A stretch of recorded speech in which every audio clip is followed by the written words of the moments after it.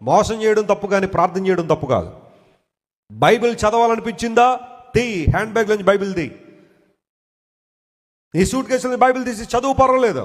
ఒక అశ్లీలమైన పుస్తకాన్ని చదవడానికి సిగ్గుపడాలి, ఒక కట్టు కథలను చదవడానికి సిగ్గుపడాలి, కానీ సత్యవేదమైన బైబిల్ చదవడం మాత్రం సిగ్గుపడాల్సిన అవసరం లేదు. Anywhere you can open the Bible and read it. It changes the lives of people. ప్రజల జీవితాలను మార్చే గ్రంథం బైబిల్. ఈ రోజుల్లో చాలామంది తెలియక ఇష్టానుసారం బైబిల్ మీద బురద జల్లేవాళ్ళు. బూతు పుస్తకం ఒకడో అశ్లీలమైన ఆ మాటలు వాడేవాళ్ళు అంతా అక్కడ పెట్టుకుని బైబిల్ మీద ఇప్పుడు నిందలేసేవాళ్ళు చాలామంది. బైబిలే బూతు పుస్తకం అయితే అబద్ధం ఆడొద్దని ఎందుకు చెప్పింది బైబిల్? బైబిల్ బూతు పుస్తకం అయితే వ్యభిచరించొద్దని ఎందుకు చెబుతుంది బైబిల్? బైబిల్ బూతు పుస్తకం అయితే నీ పొరుగు వాంది ఆశించొద్దని ఎందుకు చెబుతుంది? ఈ మాటలు కొంతమందికి ఇబ్బంది కలిగిస్తున్నాయి కాబట్టి బైబిల్ని ఏదో విధంగా నిందలేసేసి ప్రజలకు దూరం చేసేస్తే వారి ఆటలు సాగుతాయనే కదా కొంతమంది ఆలోచన.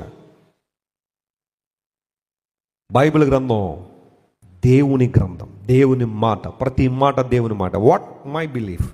నేను నమ్మేది ఏంటో తెలుసా? నేను ప్రకటించేది ఏంటో తెలుసా? సత్యం ఏంటో తెలుసా? చాలామంది తెలియక బైబిల్లో అక్కడక్కడ దేవుని మాటలు ఉన్నాయని. నో, బైబిల్లో అక్కడక్కడ దేవుని మాటలు ఉండడం కాదు.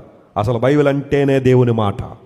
ప్రతి అక్షరం దేవుని మాట. నమ్మిన వారు గట్టిగా చెప్పులు కొట్టి దేవుని మహిమపరచండి. Every single letter that is written in the Bible is God's word. That's my belief and that's the truth. ఇది నా నమ్మకం, ఇది సత్యం.